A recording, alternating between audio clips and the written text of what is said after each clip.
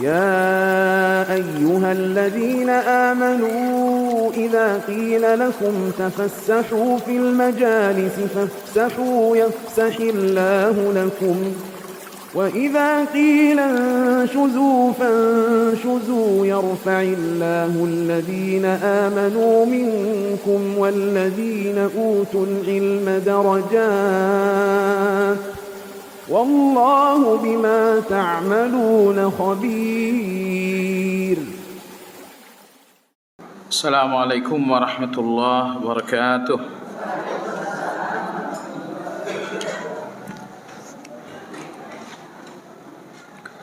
الحمد لله حمدا كثيرا طيبا مباركا فيه كما يحب ربنا تبارك وتعالى ويرضى. وأشهد أن لا إله إلا الله وحده لا شريك له وأشهد أن محمدا عبده ورسوله لا نبي بعده. اللهم صل وسلم على محمد وعلى آله وأصحابه ومن اهتدى بهديه إلى يوم الدين.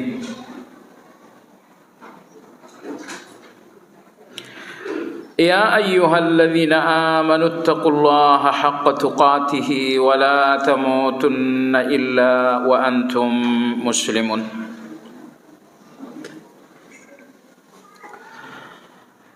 Jemaah sekalian rahimakumullah, insyaallah kajian Asmaul Husna siang ini memasuki pembahasan pada nama Allah yang ke-44 dan 45.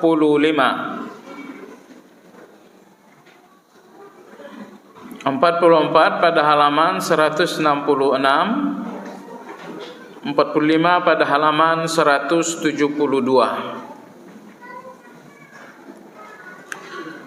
Yang ke-44 adalah nama Allah Al-Qawi, artinya Maha Kuat. Lantas pada halaman 172 adalah nama Allah Al-Matin, yang artinya Allah Subhanahu wa ta'ala Maha Kokoh. Kenapa dua Asmaul Husna ini kita bicarakan dalam satu pertemuan?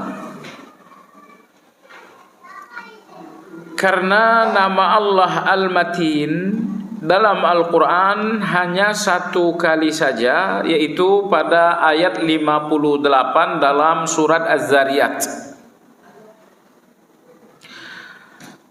Lalu pada penyebutan Al-Matin di ayat tersebut Allah gandengkan dengan kekuatan. Innallaha huwar razzaqu dzul quwwatil matin.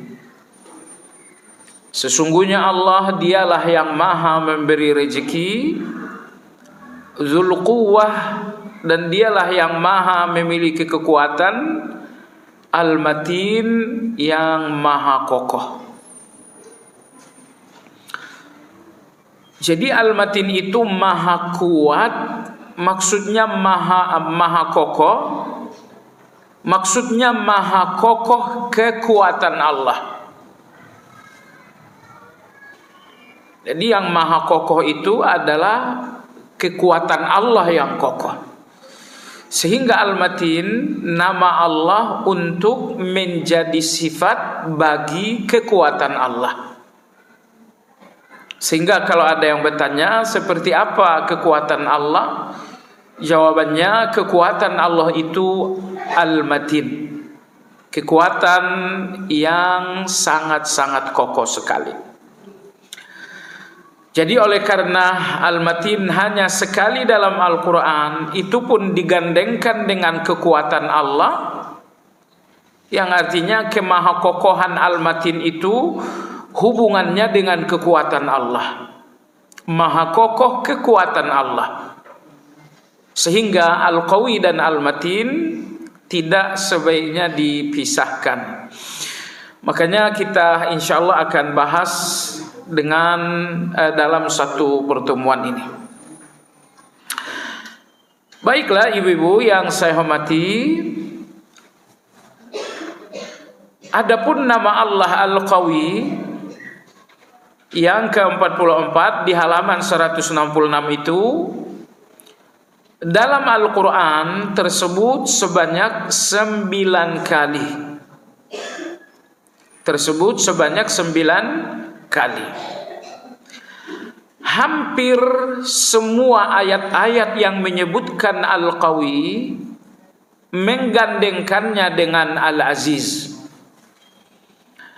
Misalnya Allah berfirman, Huwal Qawiyyul Aziz, Innallaha laqawiyyun aziz, Innallaha qawiyyun aziz. Jadi nyaris tidak disebutkan Al-Qawi dalam Al-Quran, melainkan digandengkan dengan Al-Aziz. Pada ayat 52 dalam surat Al-Anfal, Allah subhanahu wa ta'ala menyebutkan Al-Qawi itu secara mandiri, artinya tidak digandengkan dengan Al-Aziz. Allah berfirman, Innallaha qawiyyun syadidul iqab. Sesungguhnya Allah maha kuat, syadidul iqab, maha dahsyat hukumannya, maha dahsyat azabnya. Jadi Allah sebutkan qawiyyun, kemaha kuatannya, lalu kemudian Allah sebutkan syadidul iqab, kemaha dahsyatan azab. Karena kalau Allah itu maha kuat, tidak mungkin azabnya kecil, tidak mungkin azabnya biasa-biasa. Sebaliknya, karena Allah itu Al-Qawi, maha kuat, maka sudah barang tentu azabnya pun sangat luar biasa. Di dunia ini, orang-orang yang sedang diazab, dihukum adanya di penjara. Akan tetapi betapapun hukuman penjara itu sangat dahsyat, masih ada bagian-bagian yang menjadi nikmat bagi penghuni penjara. Misalnya soal bernapas, para penghuni penjara tidak ada masalah. Mereka bernapas dengan mudah, ya, mereka bernapas tidak ada kendala. Orang-orang yang sedang diazab, dihukum dalam penjara, soal makan dan minum pun mereka cenderung nikmat. Nah, tapi orang-orang yang akan diazab di neraka, makan mereka adalah azab, minum mereka adalah azab, bernafasnya mereka adalah azab.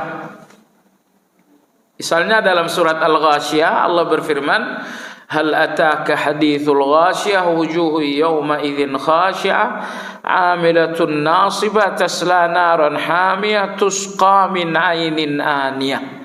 Minuman mereka adalah air panas dari cairan timah yang dicairkan, sehingga begitu mereka minum, perut mereka langsung terbakar dan bocor. Laisa lahum ta'amun illa min dhari'. Tidak ada makanan mereka kecuali yang berduri. Jadi minumnya tembaga ataupun timah yang dipanaskan.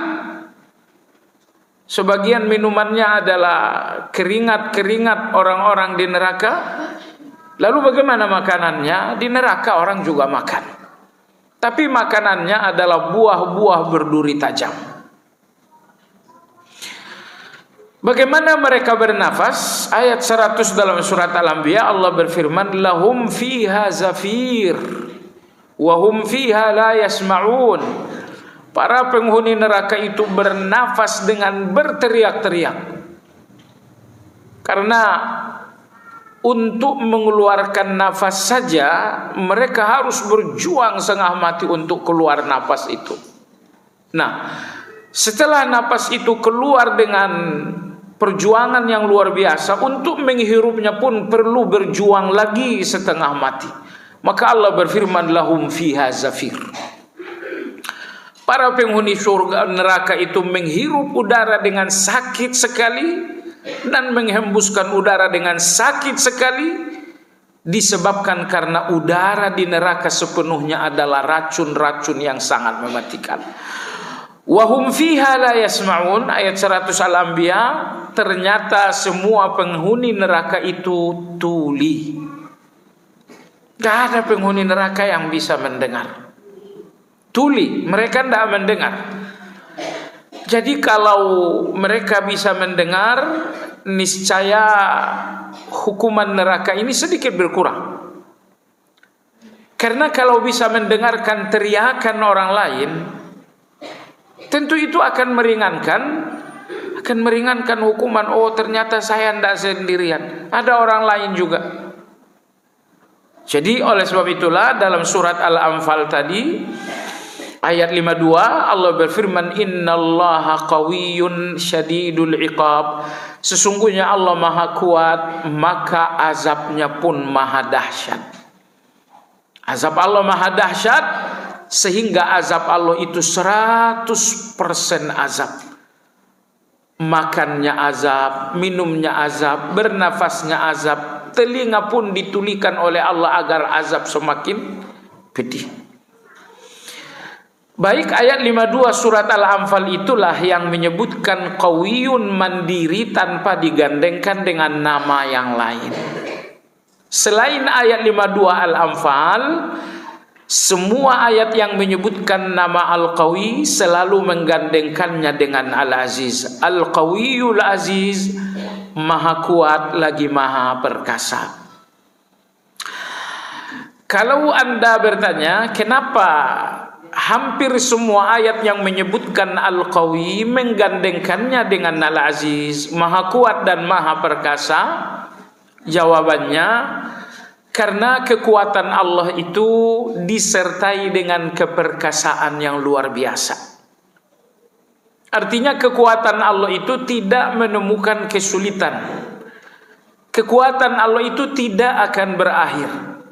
Kekuatan Allah ini tidak ada titik letihnya dan titik lemahnya. Kekuatan yang 100% kekuatan. Makanya digandengkanlah Al-Qawi dengan Al-Aziz sebanyak 8 kali dalam Al-Quran. Di buku halaman 166 penulis mengutip ayat 19 dalam surat Asy-Syura. Dalam surat Asy-Syura Allah Subhanahu wa taala berfirman, wa huwa al-qawiyyul aziz, dan dia Allah Subhanahu wa taala Al-Qawi, maha kuat, Al-Aziz lagi maha perkasa. Wa huwa al-qawiyyul aziz, dalam ayat ini sekiranya kita lihat redaksi ayat ini lebih utuh, itu jauh lebih tepat. Ayat 19 itu secara lengkap Allah berfirman, Allahu latifun bi'ibadihi yarzuqu may yasha'u wa huwal qawiyyul aziz. Artinya Allah itu sangat halus dengan hamba-hambanya. Allah itu sangat halus dengan, apa arti Allah maha halus? Maha halus dalam arti banyak sekali kasih sayang Allah yang gak terasa oleh kita. Karena kasih sayang itu halus sehingga kita nyaris tidak merasakannya. Misalnya di dalam tubuh kita saat ini, Anda tahu berapa banyak organ tubuh Anda yang saat ini sedang bekerja.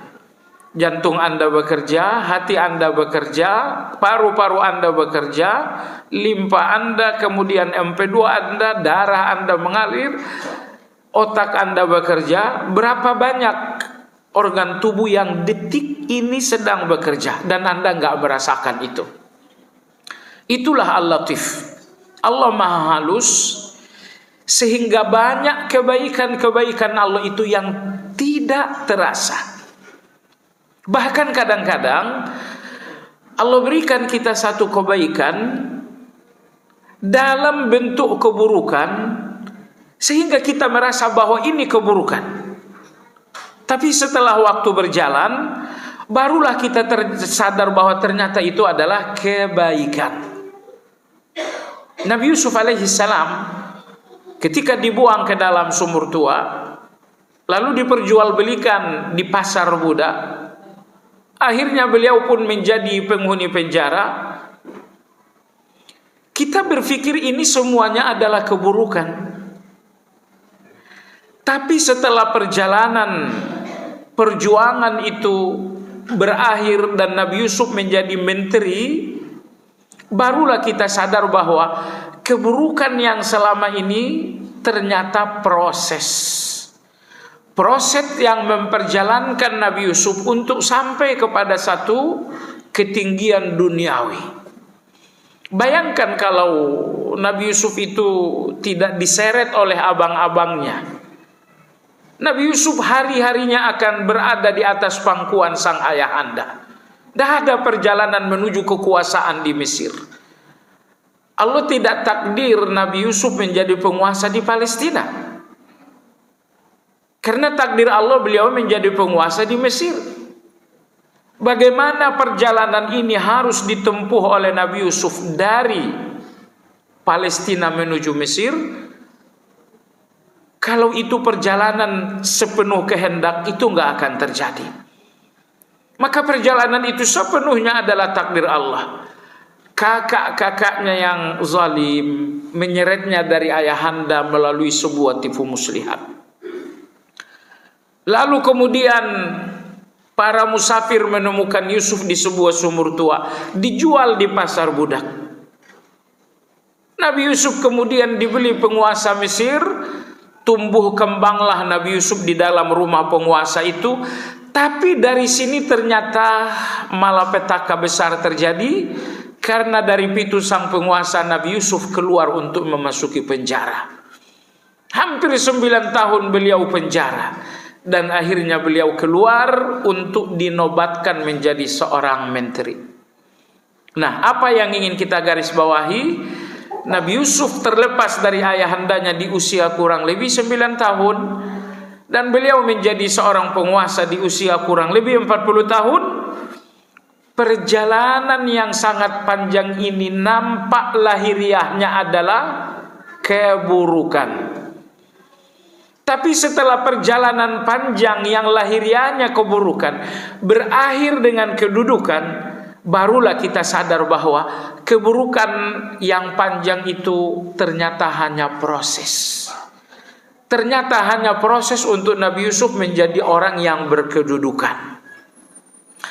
Sangat berbahaya sekali kalau sampai Yusuf ini langsung jadi penguasa. Dia nggak akan mengerti perasaan rakyat. Dia nggak pernah mengerti rasanya menderita. Maka sebagai calon pemimpin besar, dia digembleng dengan penderitaan, perjuangan, sampai akhirnya beliau menjadi seorang penguasa. Penguasa-penguasa tanpa penderitaan, tanpa perjuangan akan menjadi penguasa yang sombong. Tapi penguasa-penguasa yang bertolak dari perjuangan, bertolak dari penderitaan, mereka akan menjadi penguasa yang mengerti keadaan rakyat. Jadi maksudnya adalah Nabi Yusuf alaihissalam mengalami perjalanan panjang yang sangat berliku-liku, dan itu semuanya perjuangan berat. Kita melihatnya itu satu keburukan. Ternyata setelah perjuangan itu berakhir, barulah kita sadar ternyata perjalanan panjang ini hanya proses. Nah, itulah latif itu. Allah maha halus. Maha halus dalam arti banyak kebaikan-kebaikan Allah yang kita nggak rasakan. Saking halusnya, padahal luar biasa. Nggak selamanya kebaikan yang halus itu kecil. Contoh saat ini kebaikan Allah, jantung Anda berdetak dengan baik. halus tidak terasa, padahal itu kebaikan yang besarnya luar biasa. Bayangkan kalau misalnya jantung kita bermasalah. Oh, Anda butuh uang puluhan ratusan juta untuk menormalkan kembali. Ternyata betapapun besarnya jantung sehat kita ini, dia halus karena kita nggak merasakannya. Itulah susahnya bersyukur. Karena kalau semua nikmat Allah itu terasa kasat mata, mudah untuk disyukuri. Tapi mayoritas nikmat Allah itu latif, halus sekali hingga kita nggak rasakan, padahal nilainya sangat besar. Baik, kembali kepada Asy-Syura ayat 11 tadi, Allahu latifum biibadihi. Allah maha halus dengan hamba-hambanya. Yarzuqu may yasha. Dengan kemahalusan itulah Allah berikan kita rezeki. Allahu akbar. Dengan kemahalusan itulah Allah memberikan kita rezeki. Kadang-kadang Allah berikan kita rezeki melalui sakit kita. Kadang-kadang Allah berikan kita rezeki melalui peristiwa celaka di jalan raya. Kadang-kadang Allah berikan kita rezeki melalui hal-hal yang gak bisa kita duga-duga. Kenapa? Karena Allah Azza wa Jalla seringkali maha halus dalam memberikan rezeki. Lalu kemudian ujung ayat berbunyi wa huwal qawiyyul aziz, dan dialah Allah yang maha kuat lagi maha perkasa. Perhatikan dalam ayat ini, kuat dan perkasanya Allah hubungannya dengan rezeki. Hubungannya dengan rezeki, yang artinya rezeki akan sampai kepada Anda dengan kekuatan dan keperkasaan Allah. Sehingga rezeki Anda itu nggak akan bisa ditunda siapapun, apalagi digagalkan. Anda jangan berpikir dukun bisa menggagalkan rezeki Anda. Anda jangan berpikir bahwa ada orang-orang zalim, orang-orang dendam, orang-orang dengki yang bisa menggagalkan rezeki Anda. Oh tidak. Rezeki Anda akan Allah sampaikan kepada Anda dengan kekuatannya. Jadi kalau dagang hari ini sepi-sepi saja, Anda jangan suzon, jangan-jangan ada dukun bertindak. Anda jangan suzon bahwa ada orang dengki sedang menghalangi rezeki. Tidak. Jadi, agar kita penuh yakin terhadap rezeki kita di tangan Allah, Allah sebutkan rezeki itu berdampingan dengan namanya Al-Qawi dan Al-Aziz. Supaya apa? Supaya kita nggak pernah ragu rezeki kita itu akan datang gagal atau akan datang terlambat. Maka Allah katakan rezeki kalian di tangan yang maha kuat, di tangan yang maha perkasa. Jemaah sekalian yang saya hormati,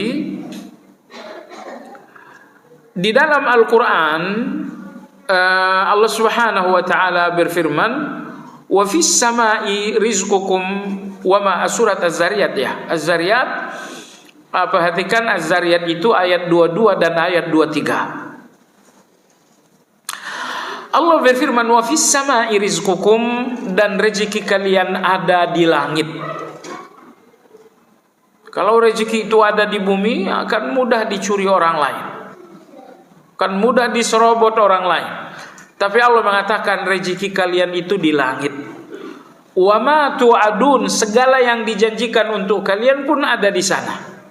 Perhatikan ayat 23, Allah berfirman, fa wa rabbis samai wal ardi innahu lahaqqum mithla ma annakum tantiqun. Allahu akbar. Demi Tuhannya langit dan bumi, rezeki kalian itu kenyataan seperti nyatanya kalian bisa berbicara. Ibu ragu nggak kalau ibu bisa berbicara? Nggak, ibu nggak ragu. Bahkan saat tidur pun ibu berbicara juga, kan? Jadi Allah berfirman, demi Tuhannya langit dan bumi. Nggak biasanya Allah bersumpah seperti ini. Biasanya Allah bersumpah dengan menyebutkan makhluk, wad-duha, wal-lail, wasyamsi. Tapi ayat 23 surat Az-Zariyat Allah berfirman, demi Tuhannya langit dan bumi, innahu lahaqqun, rezeki kalian itu adalah satu kenyataan, satu kepastian. Seperti apa pastinya rezeki kalian? Mithla ma annakum tantiqun, seperti pastinya kemampuan kalian berbicara. Kalian tidak ragu dengan kemampuan kalian berbicara, karena kemampuan berbicara kalian kenyataan dan kepastian di depan mata. Allah mengatakan rezeki kalian itu kenyataan dan kepastian sepasti kemampuan kalian berbicara. Jadi ayat 23 ini juga jaminan dari yang maha benar bahwa rezeki kita kepastian sepastinya kita bisa berbicara. Jemaah sekalian, jadi jangan lagi ragu-ragu tentang rezeki kita.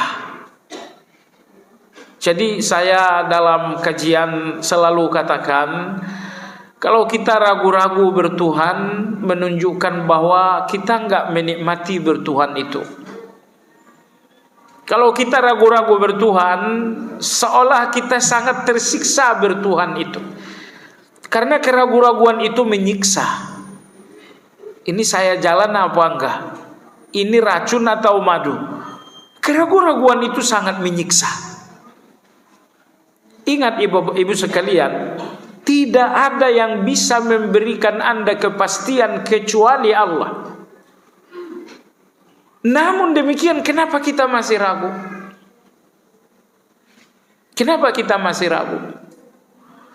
Oh, pasalnya saya udah berdoa, Allah belum ngasih. Apakah karena Allah belum ngasih lantas kita ragu? Kadang-kadang Allah udah ngasih dalam bentuk yang berbeda, cuman kita nggak paham. Anda minta uang, Allah nggak kasih uangnya, tapi anak kita pulang dalam keadaan selamat, rumah tangga kita dalam keadaan harmoni, semuanya dalam keadaan sehat-sehat. Baiklah jemaah sekalian yang saya hormati. Jadi ayat 1 halaman 166, penulis menyebutkan Al-Qawi salah satunya pada ayat 19 surat Asy-Syura. Kalau kita perhatikan ayat 19 surat Asy-Syura, ternyata penyebutan Al-Qawi dan Al-Aziz hubungannya dengan jaminan rezeki. Hubungannya dengan jaminan rezeki. Ibu-ibu yang saya hormati, perlu difahami ya, kenapa sih saya nggak bisa yakin gitu. Masalahnya dokter itu mengatakan penyakit kamu begini, kita yakin aja itu. Tapi ketika Allah mengatakan misalnya fa inna ma'al usri yusra, kok kita ragu?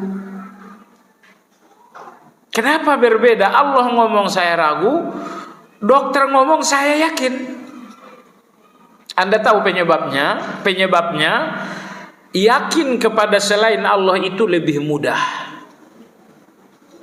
Karena yakin kepada selain Allah itu tidak bernilai ibadah.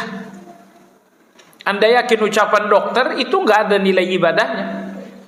Anda yakin keterangan bapak polisi itu nggak ada nilai ibadahnya. Nah, tetapi Anda yakin kepada Allah itu ibadah. Ketika Allah mengatakan inna ma'al usri yusra, Anda yakin itu ibadah. Ketika Allah mengatakan berdoalah akan kukabulkan, Anda yakin itu ibadah.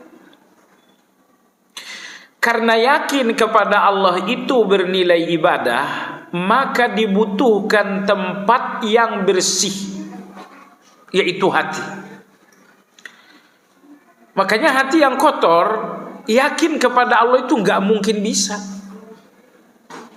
Karena yakin kepada Allah membutuhkan tempat yang bersih, yaitu hati yang bersih.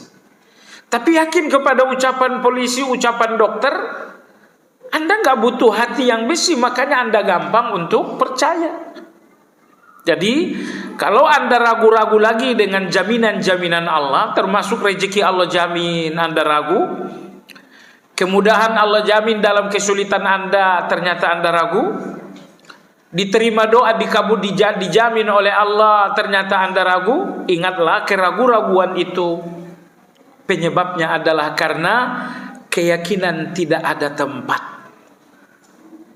Karena hati kita yang kotor ini nggak bisa tempat untuk yakin kepada Allah. Baiklah Ibu, di sini penulis memberikan tafsir dari Al-Qawi. Ini beliau kutip dari Imam Az-Zajjaj. Beliau mengatakan Al-Qawi berarti yang sempurna kekuatannya.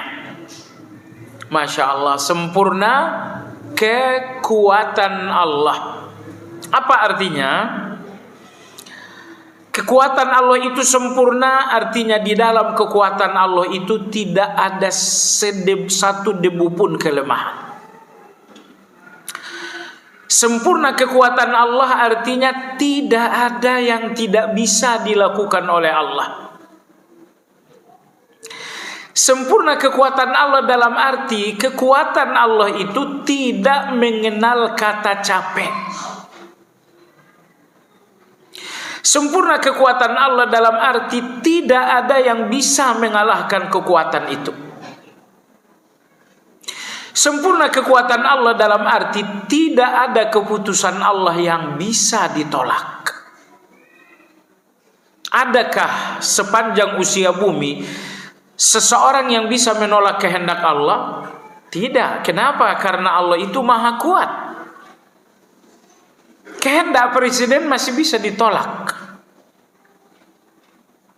Menunjukkan bahwa nggak terlalu kuat Bapak Presiden itu. Tetapi kehendaknya Allah, takdirnya Allah, siapa yang pernah bisa menolak takdir itu? Nggak ada. Kenapa? Karena Allah adalah Allah maha kuat dengan segala takdirnya. Ibu-ibu, saya lihat Imam Ahmad itu mendefinisikan takdir bagus sekali, padahal cuma satu kata. Kata Imam Ahmad, al-qadaru qudratullah. Kata Imam Ahmad, takdir Allah itu adalah kekuatan Allah. Takdir Allah adalah kekuatan Allah. Coba ibu renungkan ucapan Imam Ahmad ini rahimahullah dalam sekali. Setiap takdir Allah adalah kekuatan Allah, yang artinya di dalam takdir itu nggak ada kekuatan siapa-siapa lagi. Kematian itu takdir Allah yang artinya kekuatan Allah, maka nggak ada kekuatan dokter lagi untuk menghalangi mati. Nggak ada kekuatan terapis lagi untuk menggagalkan mati. Nggak ada kekuatan para ahli-ahli herbal untuk menunda mati. Kenapa? Karena takdir adalah kekuatan Allah, dan di dalam kekuatan itu nggak ada kekuatan lagi. Dan ibu-ibu sekalian, setiap detik perjalanan Anda semuanya adalah takdir. Setiap detik perjalanan kita semuanya adalah untaian takdir. Anda hadir ke sini itu takdir. Nanti Anda pulang itu pun takdir. Jadi semua takdir Allah adalah kekuatan Allah Subhanahu wa ta'ala. Baiklah, jadi penulis mengatakan sempurna kekuatan Allah. Kenapa? Karena kekuatan itu enggak mengenal capek. Karena di dalam kekuatan itu enggak ada kelemahan. Karena dengan kekuatan itu enggak ada kehendak Allah yang gagal. Tertunda pun tidak. Penulis berkata maha kuat azabnya. Iya, azab Allah itu maha kuat. Sebab kalau Allah maha kuat, tidak mungkin azabnya lemah. Hanya saja dalam mengazab Allah menggunakan undang-undang keadilan. Allah menggunakan undang-undang keadilan, sehingga Allah tidak pernah mengazab melebihi kejahatan. Ada kejahatan yang azabnya sekedar potong tangan, tapi ada azab yang bentuknya harus rajam sampai mati. Ada apa ini? Jawabannya, walaupun Allah maha kuat dengan segala azab-azabnya, namun azab itu akan datang melalui pintu keadilan.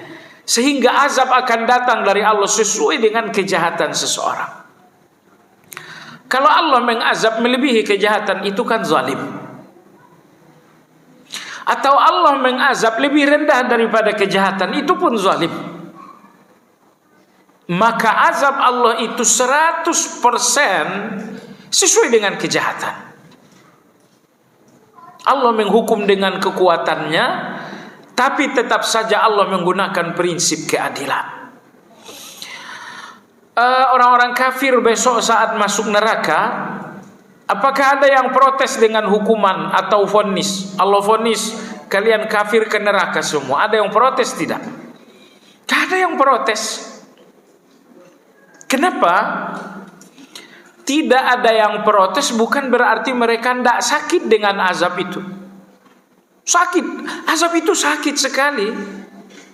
Namun mereka tidak berani protes karena mereka ngaku walaupun pedih azab ini, namun ini keadilan. Sehingga tidak ada yang berani protes. Seorang pengendara mengendara secara melanggar di jalan raya, tangkap oleh polisi, ditilang oleh polisi. Bisakah bapak itu memprotes? Tidak bisa. Kenapa? Karena dia tahu bahwa saya memang salah dan ini memang adil. Jadi betapapun azab neraka itu sangat pedih, makanannya azab, minumannya azab, bernapas, menghirup, mengeluarkan adalah azab, telinga ditulikan oleh Allah, namun tidak ada orang-orang yang protes dengan azab itu. Kenapa? Karena azab itu semuanya adalah keadilan. Penulis berkata kuat tidak ada yang mengalahkan. Iya, nggak ada yang mengalahkan Allah. Betapa kokohnya Fir'aun itu, tapi nggak bisa mengalahkan Allah. Betapa dahsyatnya Namrud itu, nggak bisa mengalahkan Allah. Kuat tidak mengalami kondisi lemah, sempurna kekuasaannya atas segala sesuatu. Ya salam, kekuasaan Allah untuk kita sempurna. Karena kekuasaan Allah untuk kita semuanya tanpa batas. Allah yang berkuasa atas kesehatan kita. Allah yang berkuasa atas rezeki kita. Allah yang berkuasa atas keselamatan kita. Allah yang berkuasa atas harmoninya rumah tangga kita. Allah yang maha kuasa bahwa kita beriman sampai mati. Jadi Allah tidak berkuasa atas Anda dalam satu hal, tidak. Allah berkuasa atas Anda dalam segala hal. Maka penulis mengatakan sempurna kekuasaan Allah atas kita. Allah Al-Qawi yang maha memberi kekuatan bagi selainnya. Iya, tidak ada kekuatan pun melainkan itu pemberiannya Allah. Anda kuat, oh kekuatan Anda ini pemberian alias pinjaman. Tetangga Anda kuat secara ekonomi, oh kuatnya dia secara ekonomi itu pun pemberian. Jadi kalau Allah kuat karena memang kuat, kalau kita kuat karena dipinjamin kekuatan oleh Allah Azza wa Jalla. Jadi kalau kekuatan Anda itu cuma dipinjamin, tidak perlu dibangga-banggakan. Ibaratnya Anda minjam baju, kan nggak boleh Anda bangga-banggain. Mau kondangan gitu minjam baju, minjam jas, lalu dibangga-banggain. Anda juga tahu bahwa sikap Anda bangga-banggain yang minjam itu bukan sikap yang pinter. Baiklah. Itulah tafsir penulis mengenai nama Allah Al-Qawi. Berikutnya, apa saja ibadah-ibadah kita sehubungan dengan nama Allah Al-Qawi. Halaman 166 paling bawah, penulis berkata, Allah Maha Esa dalam kekuatannya. Ternyata ini ibadah kita nomor 1. Apa itu? Melihat kemahaesaan Allah dalam kekuatannya. Maksudnya apa? Kekuatan Allah itu berdiri sendiri. Kekuatan Allah itu tidak perlu alat, tidak perlu sarana, tidak perlu dukungan. Seandainya kekuatan Allah itu butuh dukungan malaikat, kekuatan itu tidak dinamakan kekuatan yang esa. Seandainya kekuatan Allah itu membutuhkan alat-alat, kekuatan Allah itu tidak dinamakan kekuatan yang esa. Seandainya kekuatan Allah membutuhkan waktu, niscaya kekuatan Allah ini pun tidak dinamakan kekuatan esa. Namun kekuatan Allah adalah kekuatan esa, karena kekuatan Allah tidak butuh dukungan, kekuatan Allah tidak butuh alat-alat, kekuatan Allah tidak butuh waktu. Jadi kalau Anda bertanya, kenapa Allah ciptakan manusia sampai 9 bulan baru lahir, padahal Allah mampu menciptakan manusia tanpa butuh waktu? Jawabannya Ibu, Allah ingin menampakkan kekuasaan. Ketika Allah misalnya mengatakan, walaqad khalaqnal insana min sulalatin min tin. Bahasa bebasnya, kalian manusia, penciptaan kalian berawal dari makan makanan. Ayah makan, ibu makan, muncullah saripati, dan disitulah mulai penciptaan kalian. Summa ja'alnahu nutfatan fi qararin makin. Dari saripati makanan muncullah cairan yang kami simpan di dalam tulang sulbi. Summa khalaqna nutfata 'alaqah. Lalu cairan di tulang sulbi itu kemudian masuk ke dalam rahim dalam bentuk nutfah. Lalu kemudian nutfah itu berubah menjadi 'alaqah, setetes darah. Setetes darah berubah menjadi daging. Lalu daging berubah menjadi tulang. Lalu tulang belulang dibungkus oleh Allah, summa ansha'nahu khalqan akhar fatabarakallahu ahsanul khaliqin. Seandainya Allah tidak ciptakan kita dalam proses-proses itu, kita nggak nampak kekuasaan Allah itu. Tapi cobalah, dari makanan beras dan lauk pauk muncul saripati, vitamin. Ini kekuasaan Allah. Lalu saripati ini pun tidak disimpan di perut, tapi disimpan di tempat yang sangat kokoh bernama sulbi. Ini pun kekuasaan Allah. Lalu saripati ini pun masuk ke dalam rahim ibunda kita. Ini pun kekuasaan Allah. Saripati berbentuk putih itu berubah menjadi darah. Itu pun kekuasaan Allah. Darah berubah menjadi daging. Itu pun kekuasaan Allah. Allah maha mampu menciptakan kita dalam sekejap. Sayangnya kalau sekejap kita nggak melihat kekuasaan Allah. Sengaja Allah ciptakan kita melalui proses, karena di setiap proses itu ada kekuasaan. Bagaimana makanan nasi lauk pauk berubah menjadi vitamin dan saripati, ini kekuasaan. Bagaimana saripati itu disimpan dalam, ini kekuasaan. Berubah menjadi darah, kekuasaan. Berubah daging, kekuasaan. Jadi jangan berpikir Allah ciptakan manusia dalam 9 bulan, apakah Allah butuh waktu sepanjang itu? Enggak, Allah enggak butuh waktu itu. 9 bulan ini sengaja menjadi proses penciptaan manusia agar manusia melihat kekuasaan Allah Subhanahu wa ta'ala. Baik.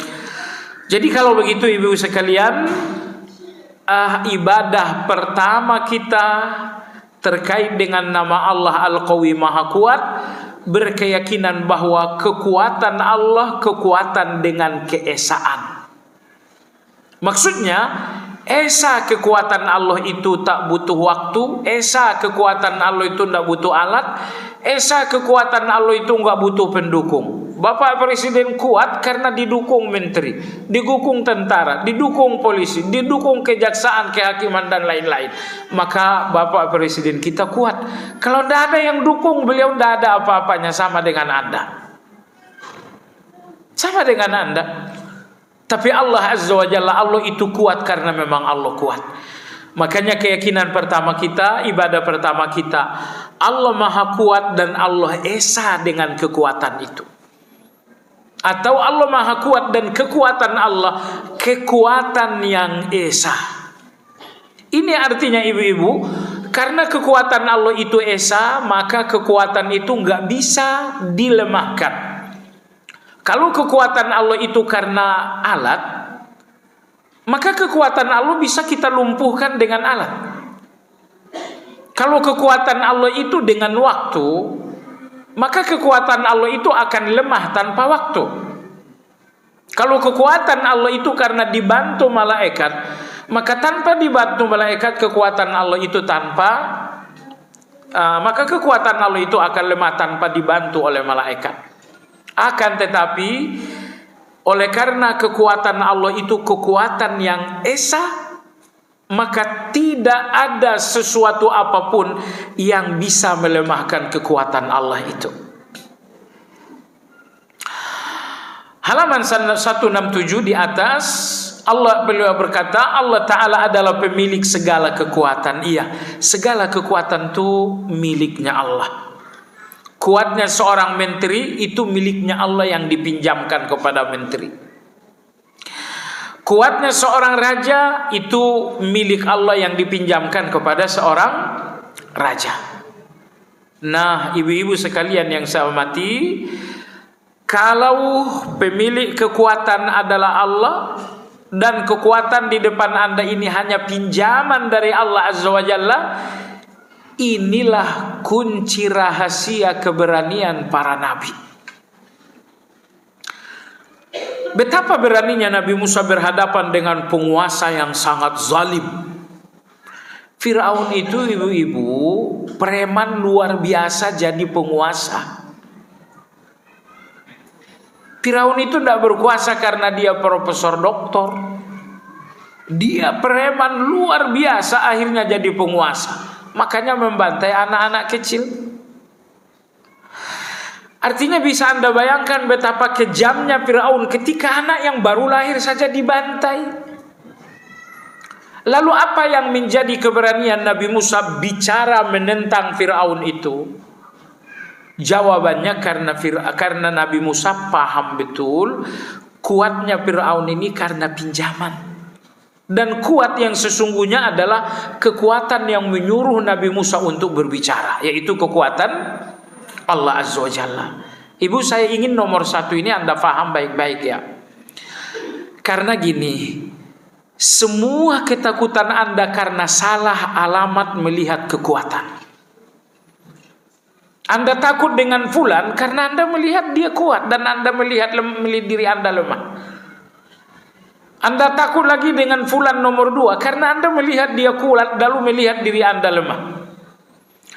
Apabila sejak hari ini Anda tahu yang esa dalam kekuatan itu hanyalah Allah, pandangan Anda bahwa hanya Allah yang esa dalam kekuatan, ini menuntut Anda agar tidak lagi melihat kekuatan di selain Allah. Anda nggak boleh lagi melihat kuatnya fulan, kuatnya fulan, kuatnya fulan, kecuali dengan satu syarat. Apa itu? Anda boleh melihat kuatnya fulan, tapi lihat Allah lebih kuat. Iya, kita ngaku kalau si fulan ini kuat, tapi apakah Anda melihat Allah lebih kuat dari dia? Ini persoalan kita selama ini. Selama ini kita melihat kuat, dan kita nggak melihat ada yang maha kuat. Sehingga kekuatan-kekuatan ini menjadi ketakutan kita. Di depan Anda 10 kekuatan, dalam hati Anda 10 ketakutan. Seandainya ibu-ibu sekalian, Anda tahu bahwa kuatnya fulan 10 kekuatan itu, misalnya Anda tahu di atas 10 kekuatan ada yang maha kuat, Anda nggak mungkin takut. Anda nggak mungkin takut, sekali lagi tidak mungkin takut. Jadi dengan demikian, takut kita yang berlebihan tentunya, takut kita yang berlebihan itu karena akidah ini tidak lagi menampakkan yang maha kuat di atas kekuatan itu. Ya tentu kalau dikatakan tidak takut sama sekali nggak mungkin. Karena takut itu manusiawi. Takut itu fitrah dan kodratnya kita. Cuman takut itu nggak boleh berlebihan. Yang membatasi takut Anda nggak berlebihan kepada manusia, keyakinan Anda bahwa ada yang maha kuat. Cuma saya ingin katakan Ibu, kalau Anda yakin ada yang maha kuat, yaitu Allah, namun Anda justru masih sangat takut dengan yang tidak maha kuat, ini janggal betul. Ini rusak sekali.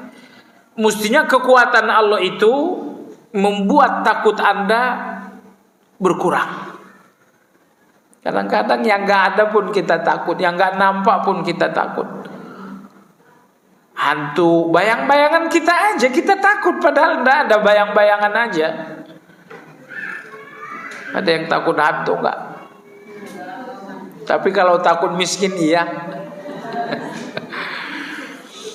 Baiklah jemaah sekalian yang saya hormati, jadi takut itu manusiawi kita.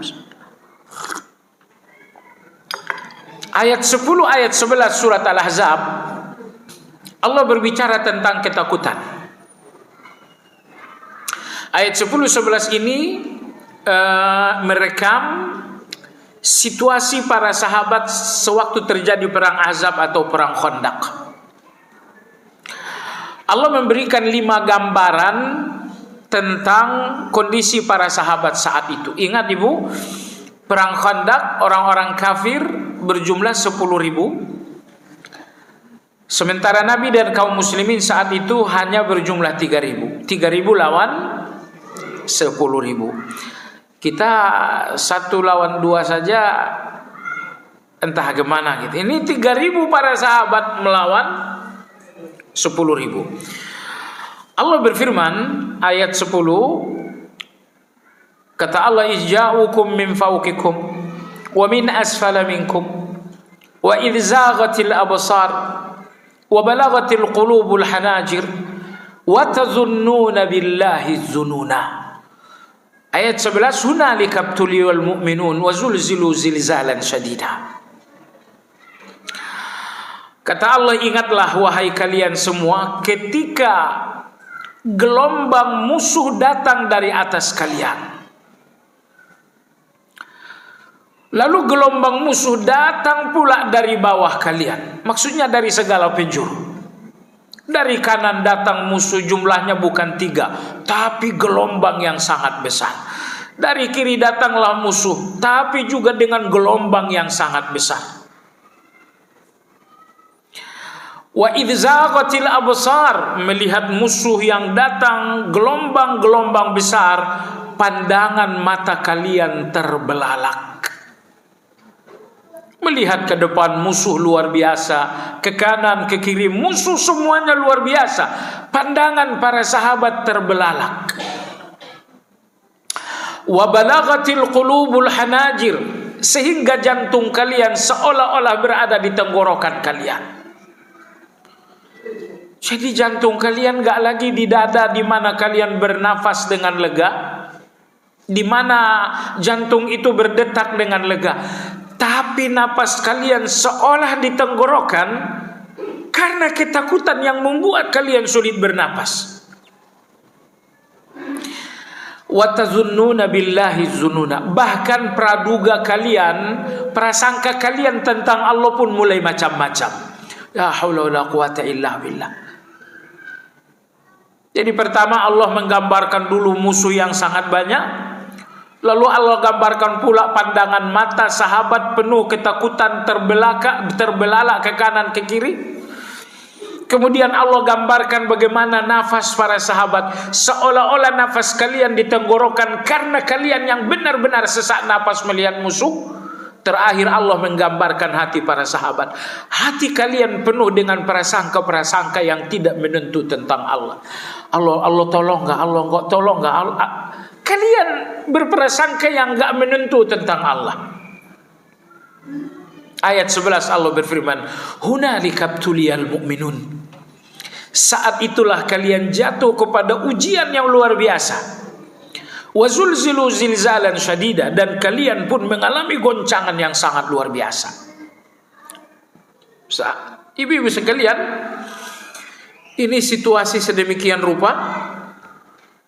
Sahabat ridwanullahi alaihim menjumpai Nabi. "Ya Rasulullah, apa yang harus dibaca? Apa yang harus dibaca? Ini ketakutan membuat mata terbelalak. Ketakutan membuat jantung seolah di kerongkongan dan susah bernapas.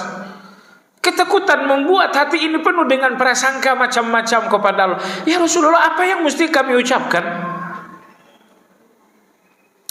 Nabi SAW bersabda, ucapkanlah Allahumma astur aurati wa amin rawati.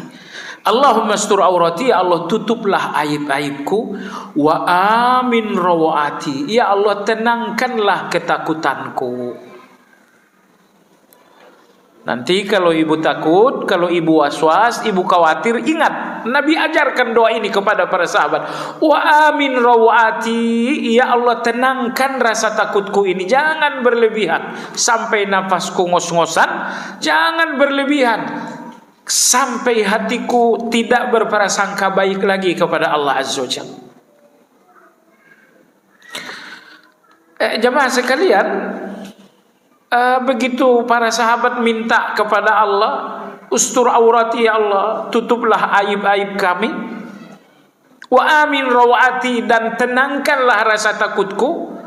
Mereka memohon agar rasa takut ini ditenangkan oleh Allah.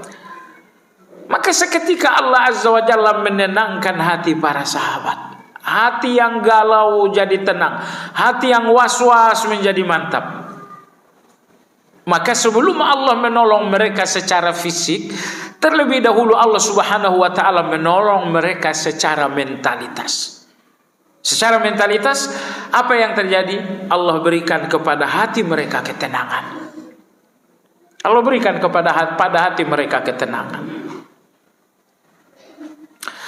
Poin yang kedua pada halaman 167, penulis berkata, Allah Ta'ala menganugerahkan kekuatannya kepada orang-orang yang dia kehendaki dari kalangan hamba-hambanya sebagai halnya rezeki. Maksudnya apa? Allah membagi-bagikan kekuatan sebagaimana Allah membagi-bagikan rezeki. Allah bagikan rezeki fulan kaya, fulan biasa, fulan miskin, fulan fakir. Begitu juga Allah bagi-bagikan kekuatan. Si fulan ini kuat dengan jabatan, fulan ini kuat dengan harta, fulan ini kuat karena dia kepala preman, si fulan ini malah lemah, si fulan ini malah enggak berdaya. Jadi Allah membagi-bagikan kekuatan seperti halnya Allah membagi-bagikan rezeki. Jadi ketika Anda melihat kekuatan manusia, siapapun orangnya, apapun kekuatannya, kembalikan kepada Allah. Oh, Allah telah membagikannya kekuatan fisik. Oh, Allah telah membagikannya kekuatan jabatan. Yang artinya dia enggak kuat karena memang dia A, B, dan C. Enggak, dia kuat itu karena Allah yang membagikan kekuatan itu untuknya. Poin berikutnya penulis berkata, rahasia kekuatan manusia tersembunyi pada doa dan tawakalnya kepada kekuatan Allah. Inilah kekuatan kita, ibu-ibu. Ini kekuatan kita. Orang-orang yang kekuatannya karena jabatan, setelah nanti pensiun dia akan lemes. Orang-orang yang kekuatannya karena bintang, masa jabatan selesai dia pun akan kembali loyo.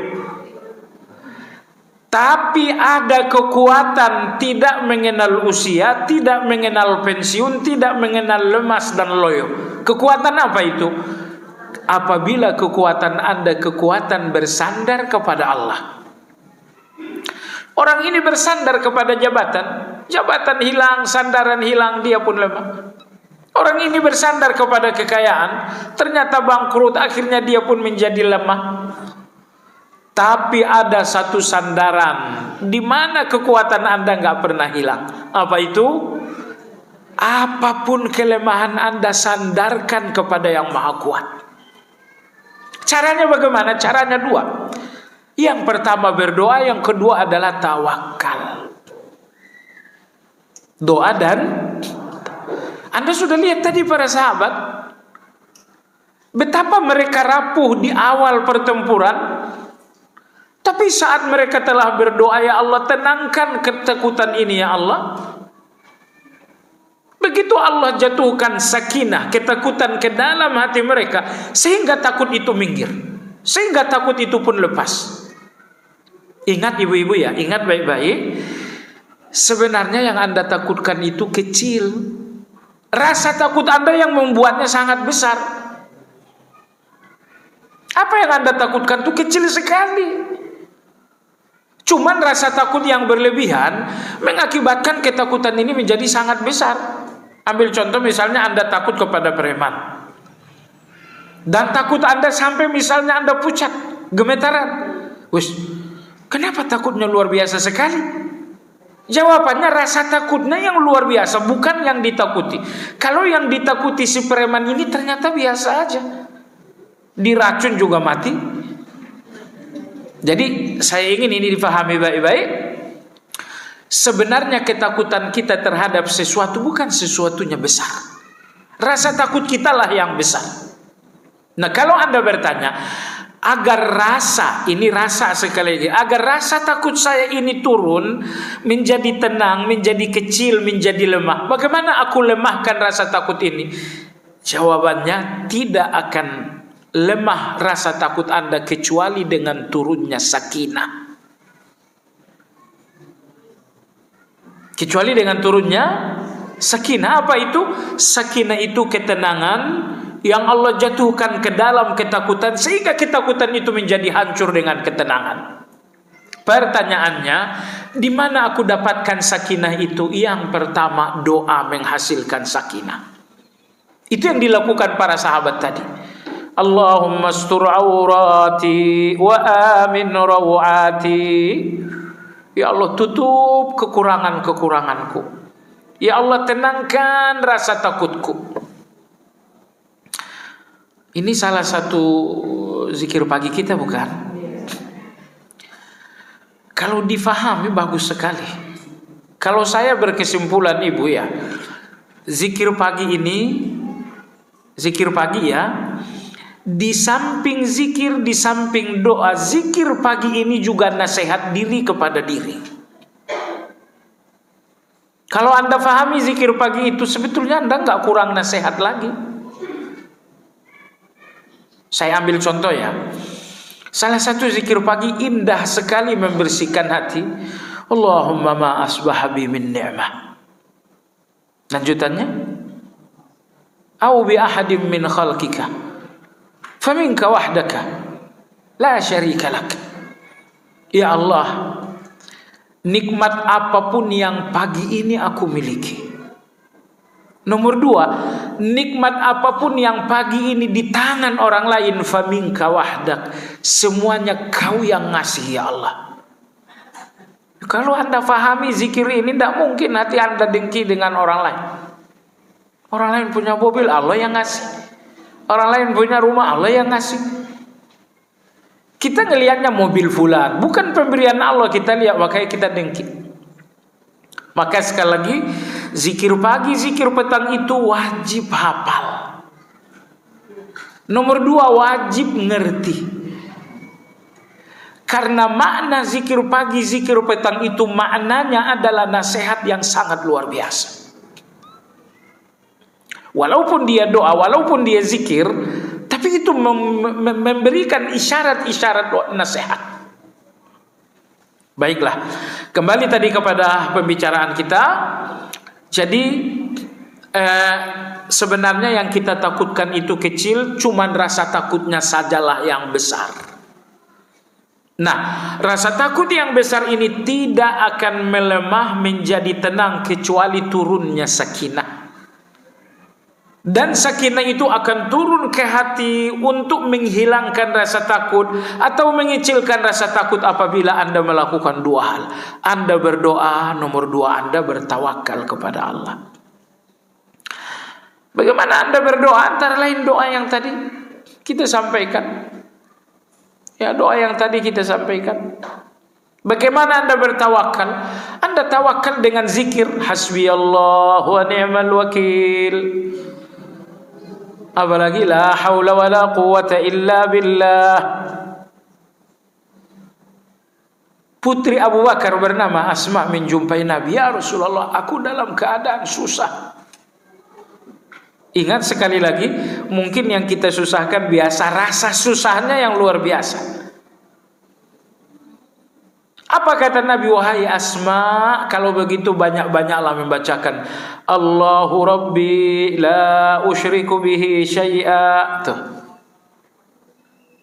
Allahu Rabbi la usyriku bihi syai'a.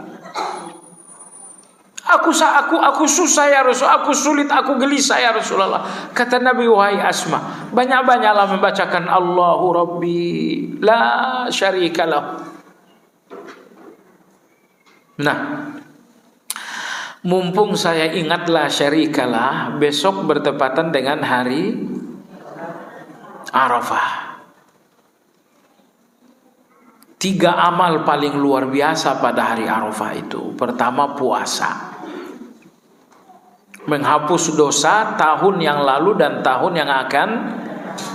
Tapi Anda jangan kemana-mana. Artinya kalau dosa tahun depan diampuni, berarti usia saya masih panjang. Oh, enggak begitu maksudnya. Hal kedua paling luar biasa besok hari adalah doa. Hal ketiga paling luar biasa besok hari adalah berzikir.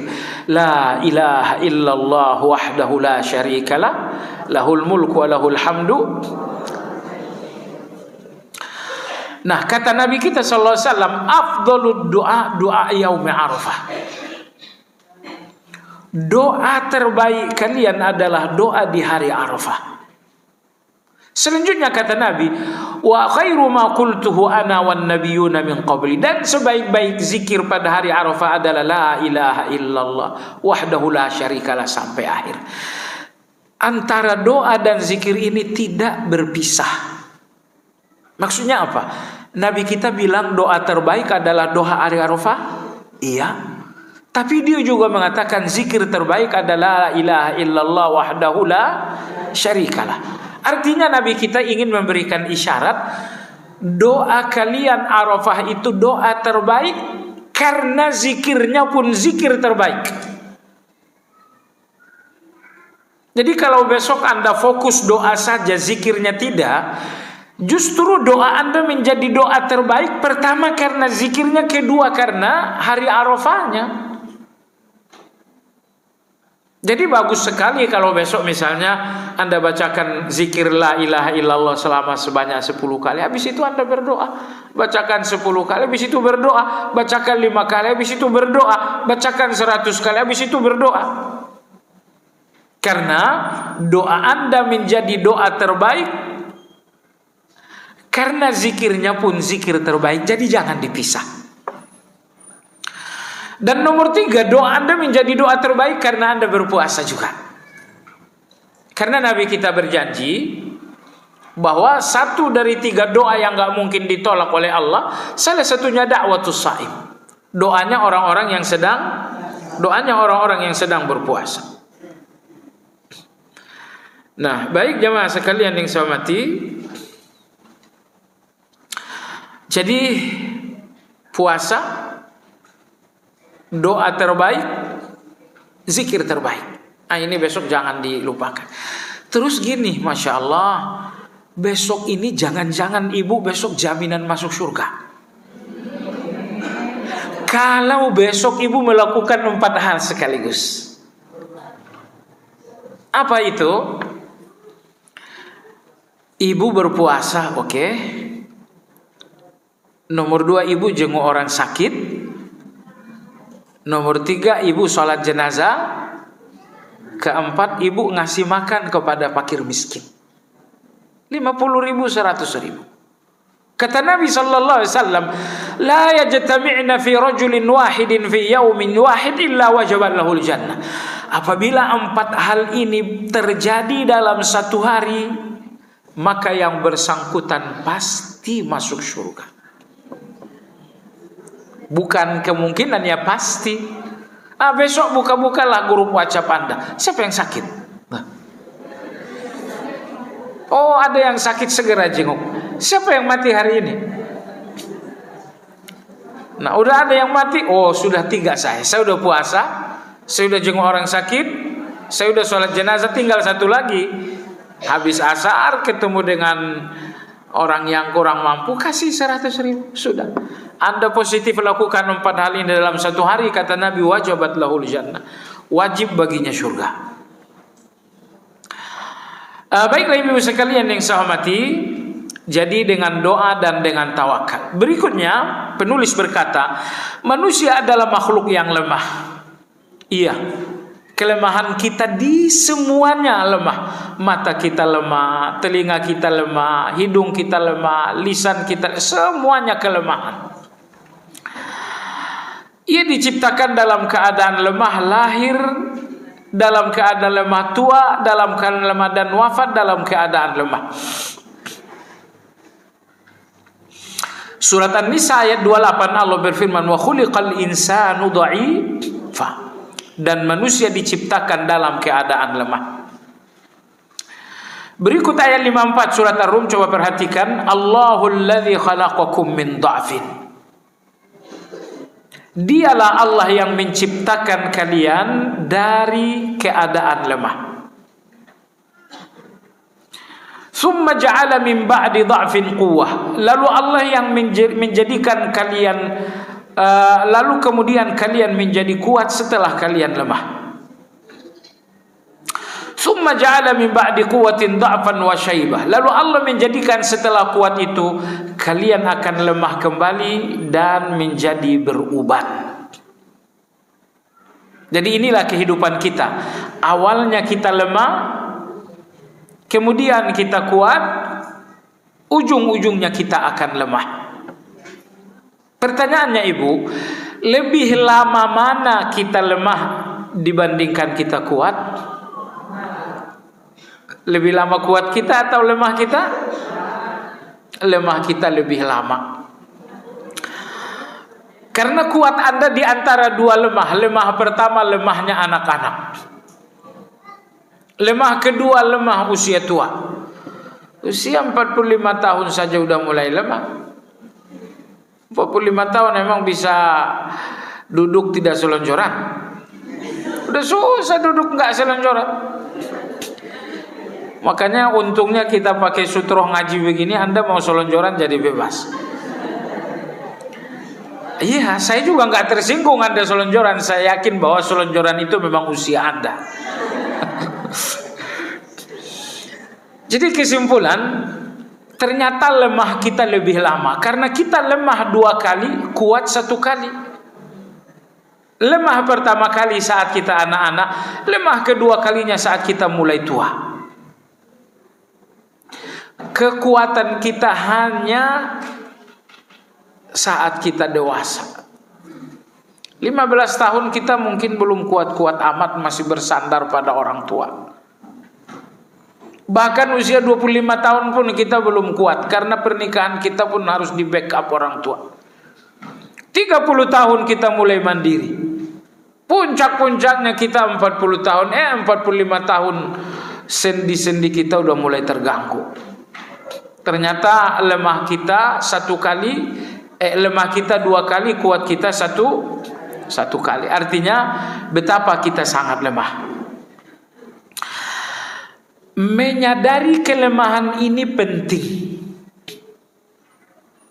Karena Allah nggak akan memberikan kekuatan kecuali bagi orang yang menyadari kelemahan. Allah tidak akan memberikan kekuatan kecuali kepada orang yang menyadari kelemahan. Menyadari kelemahan Anda dalam berdunia penting supaya Anda nggak takabur. Tapi yang nggak kalah pentingnya adalah menyadari kelemahan Anda dalam beragama. Menyadari kelemahan kita dalam berdunia penting supaya kita nggak takabur. Dan menyadari kelemahan kita dalam beragama juga penting supaya kita tidak ujub. Makanya ketika Anda akan sholat, jangan pernah berpikir Anda sholat karena Anda memang kuat.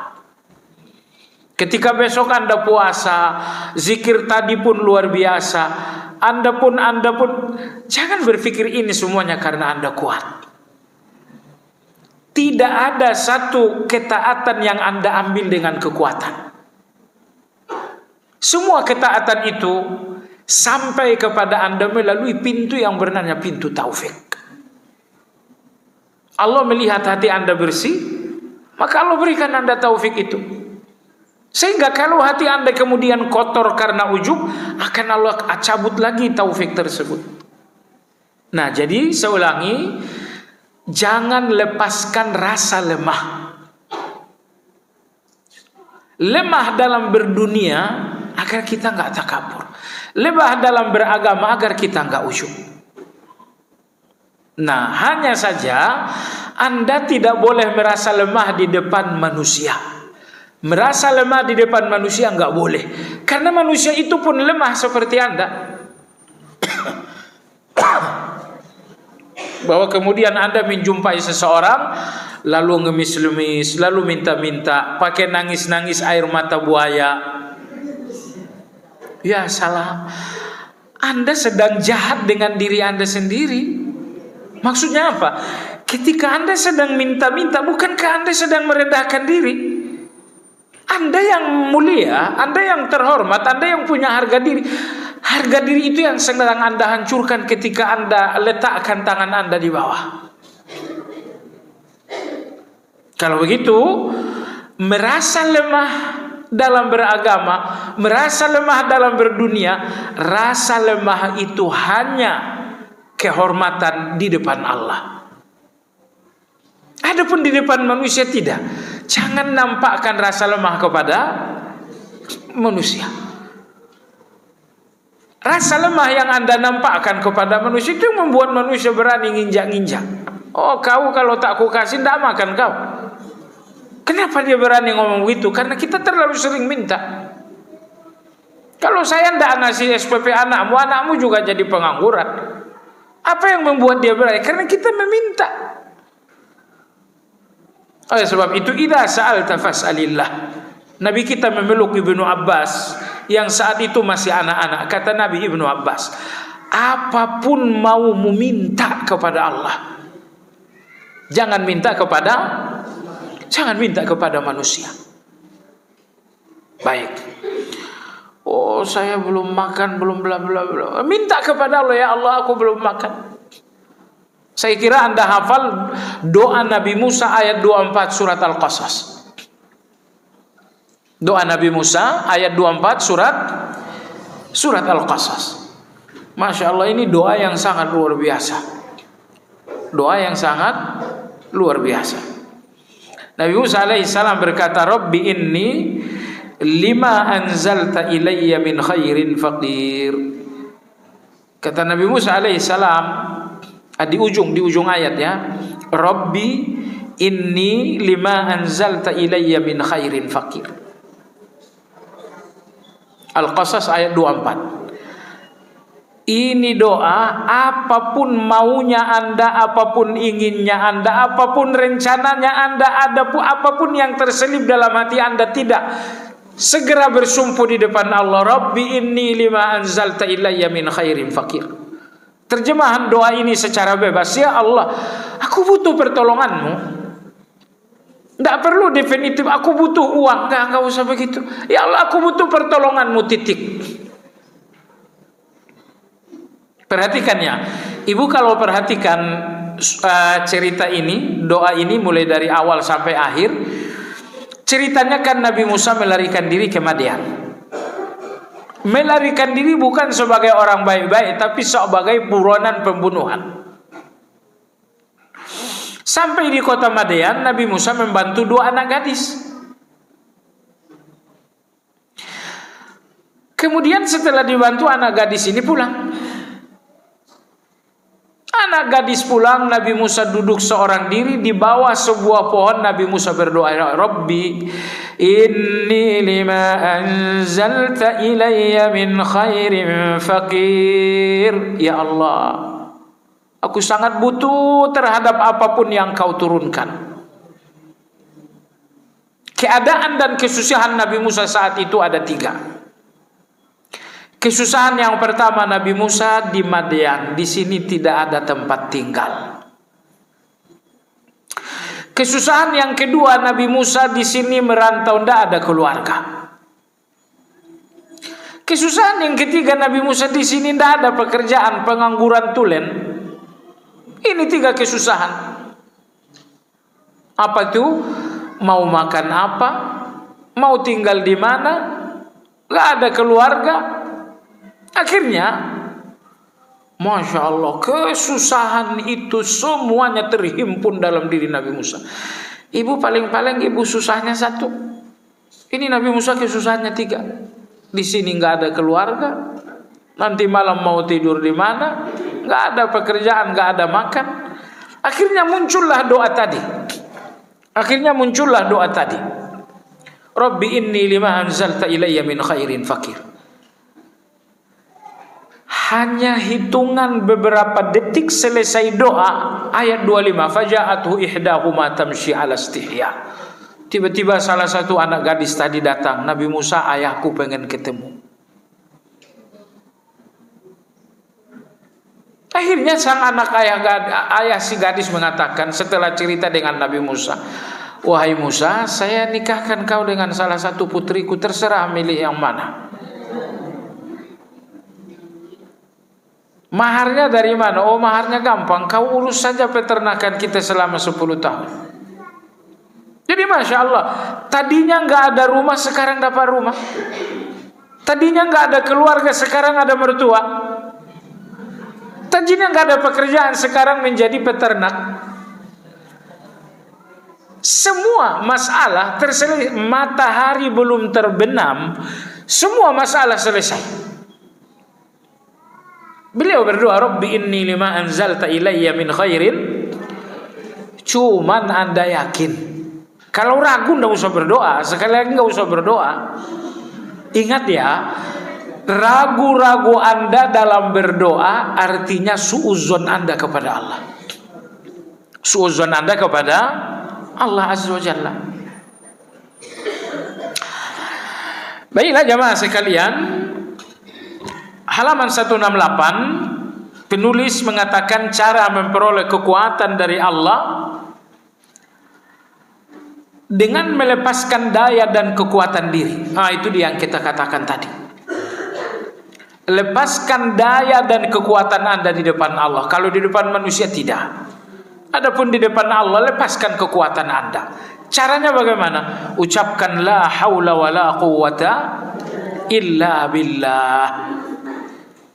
Waduh, bagus sekali ibu ya. Kalau ibu sedang berdoa, ibu tawassul dengan zikir melepaskan kekuatan ini. Misalnya Anda katakan, ya Allah, aku dalam keadaan susah, la haula wa la quwwata illa billah. Atau misalnya Anda balik, Allahumma ya Allah, la haula wa la quwwata illa billah. Ucapkan 5 kali, la haula wa la quwwata illa billah, sampai Anda yakin bahwa Anda memang gak punya kekuatan. Begitu Anda yakin gak punya kekuatan, baru ya Allah aku susah, bantulah aku. Jangan yakinnya belum datang Anda udah minta. La haula wala quwata illa billah, masih merasa kuat, udah minta. Oh, kata Allah, kau minta tapi rasa kuatmu luar biasa. Allah gak kasih. Jadi tidak, nihilkan, kosongkan hati Anda, pikiran Anda dari rasa kuat. Ucapkan la haula wala berkali-kali. La haula wala quwwata illa billah. La haula wala quwwata illa billah.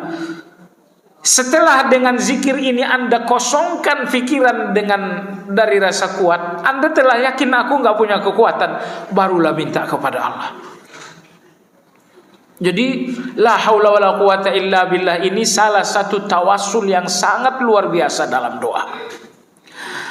Dalam hadisnya Nabi kita berkata kepada Abu Musa al-Asy'ari, maukah engkau aku ajarkan satu ucapan termasuk salah satu perbendaharaan surga?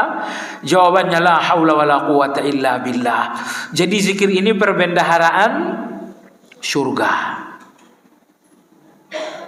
Perbendaharaan pernah kita jelaskan dalam kajian ini. Anda punya 2 aset. Aset pertama harta, aset kedua perbendaharaan. Kalau aset harta itu aset yang diperlihatkan. Ini mobil, ini rumah, ini baju, ini toko, ini kebun, ini tanah, ini kebun kelapa sawit. Itu semuanya dinamakan harta. Tapi aset yang Anda sembunyikan, rahasiakan, ada emas, ada dolar, ada rupiah, nggak tahu deh Anda masih punya rupiah nggak? Semua aset-aset yang disembunyikan itu namanya perbendaharaan. Jadi mana yang lebih tinggi antara perbendaharaan dengan harta?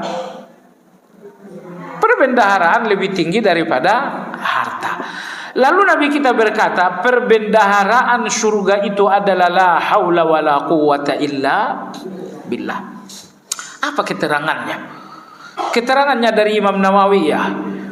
Kata Imam Nawawi rahimahullah, la haula wala quwwata illa billah ini memiliki balasan-balasan luar biasa yang lunasnya nanti di surga. Di dunia ini alokasi. Misalnya Anda punya utang, Anda ucapkan la haula wala quwwata illa billah, alokasi lunas hutangnya.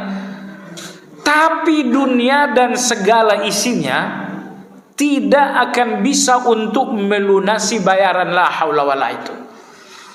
Makanya dinamakan dengan perbendaharaan surga, karena la haula wala quwwata illa billah memiliki pahala yang hanya nanti diberikan di surga. Di dunia ini diberikan sedikit, di surga akan diberikan dalam bentuk tumpahan yang sangat luar biasa. Apa arti la haula wala quwwata illa billah? Sangat banyak tafsirnya di kalangan ulama. Sebagian ulama mengatakan la haula tidak ada daya untuk lepas dari keburukan.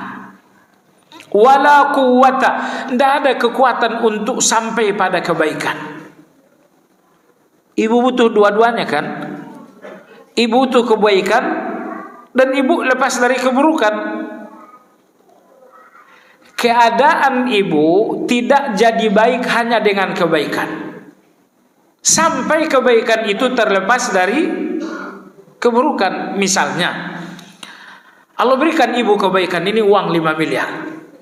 Allah berikan Anda kebaikan, tapi Masya Allah jantung Anda mendesak harus di bypass.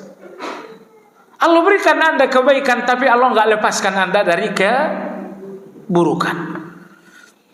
Ternyata kebaikan saja bukan kebaikan kalau keburukan belum lepas.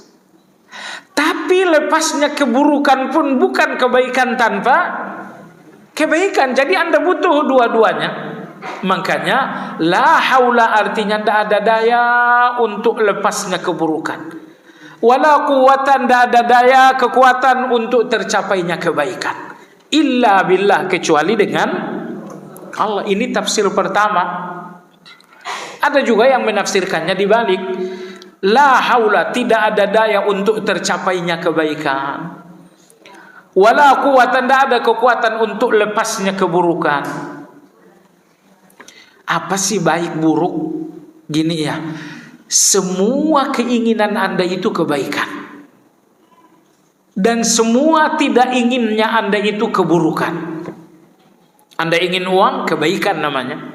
Makanya Anda ingin. Kalau Anda baik, Anda nggak inginkan. Hutang itu keburukan karena memang Anda nggak ingin. Jadi semua keinginan Anda entah berapapun jumlahnya terwakilkan hanya dengan satu kata, yaitu kebaikan. Tidak inginnya Anda, takutnya Anda, khawatirnya Anda, berapapun jumlahnya terwakilkan dengan satu kata, yaitu keburukan. Lalu la haula artinya tidak ada daya untuk tercapainya kebaikan. Wala quwwata, dan tidak ada daya untuk lepasnya keburukan. Illa billah, kecuali dengan Allah Subhanahu wa ta'ala.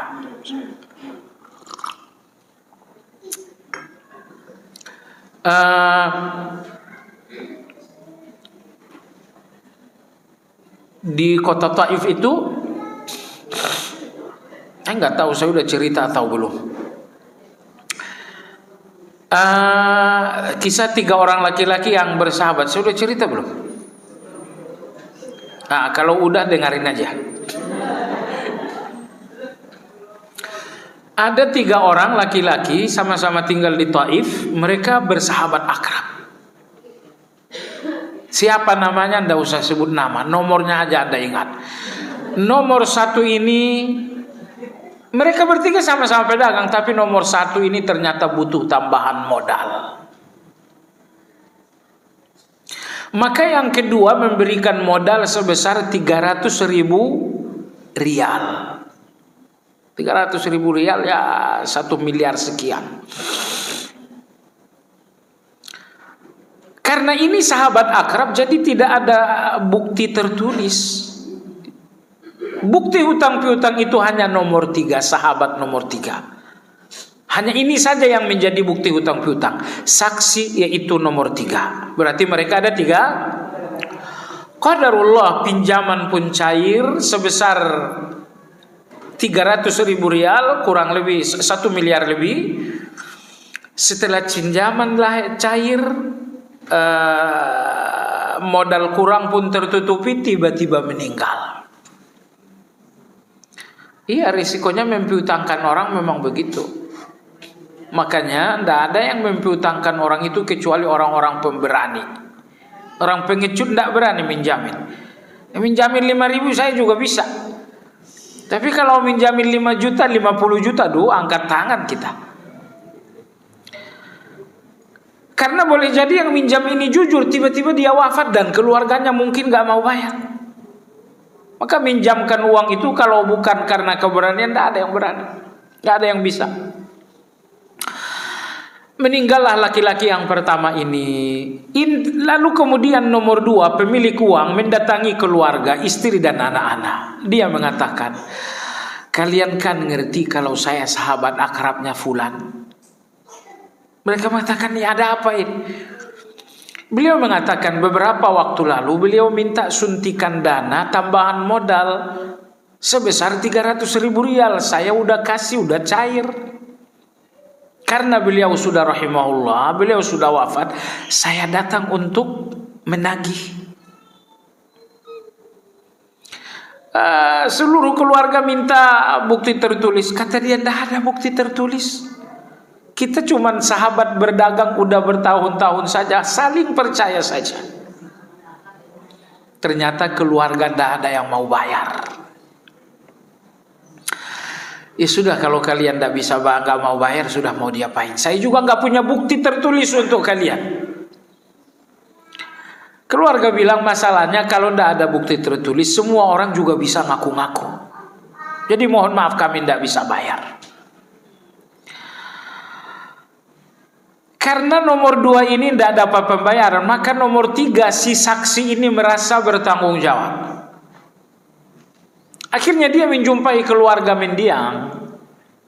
Dia mengatakan, ayah kalian memang berhutang. Bukti tertulisnya nggak ada, tapi saya saksi hidupnya. Lagi-lagi keluarga korban pun tidak mau, keluarga mendiang pun tidak mau membayar. Sementara yang meninggal ini sahabat baik sekali, sahabat akrab sekali, sholat 5 waktu nyaris selalu bersama, makan siang pun nyaris selalu bersama, akrab luar biasa.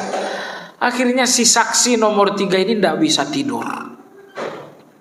Setiap malam terbayang kawannya ini saat makan, saat kawannya ini neraktir, terbayang saat jalan bersama pergi sholat zuhur.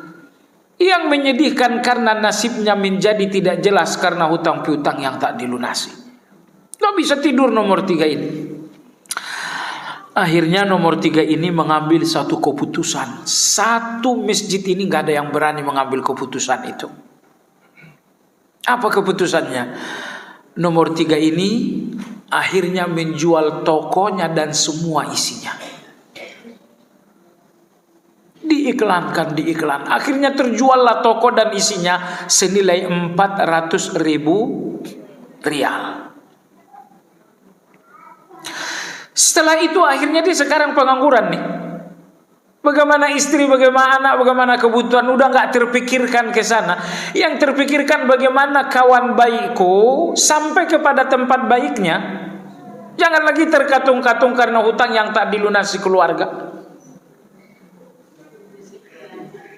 Akhirnya setelah jual toko, Dia jumpai nomor 2 ini. Wahai fulan, saya juga udah ketemu keluarga, nggak ada yang mau bayar. Nomor 2 mengatakan mau diapain? Begini, saya sudah jual toko saya dan semua isinya. Laku 400.000 rial. Saya udah bawa ini ke uang cash 300.000 rial, ambillah untuk ganti, untuk bayar hutang sahabat kita. Lah, kamu dapat uang dari mana? Toko saya tadi saya udah bilang, saya udah jual toko, isinya pun saya udah jual. Saya nggak bisa tidur kalau teman baik kita itu belum sampai ke tempat baik. Ambillah ini 300.000. Akhirnya diambil juga nomor 2 ini karena dia juga darurat. Walhasil nomor 2 ini tidak pernah melihat persahabatan seindah apa yang dilakukan nomor 3. Akhirnya dia cerita, si fulan jual toko hanya untuk lunasi hutang sahabat. Bukan abang, bukan adik, bukan sepupu, bukan om, hanya cuma sahabat saja dia lunasi, tidak tanggung-tanggung 1 miliar sekian. Sampai jual toko segala. Tersebar dari nomor 2, nomor 3, nomor 4. Akhirnya cerita ini tersebar, diketahui oleh banyak orang. Baik, lalu si laki-laki nomor 3 dengan uang sisa 100.000 rial, dia akan mau diapain ini? Akhirnya dia mulai mencari toko untuk disewa. Kalau tadinya milik udah dijual, sekarang tinggal nyewa saja. Selagi dia mencari toko untuk disewa,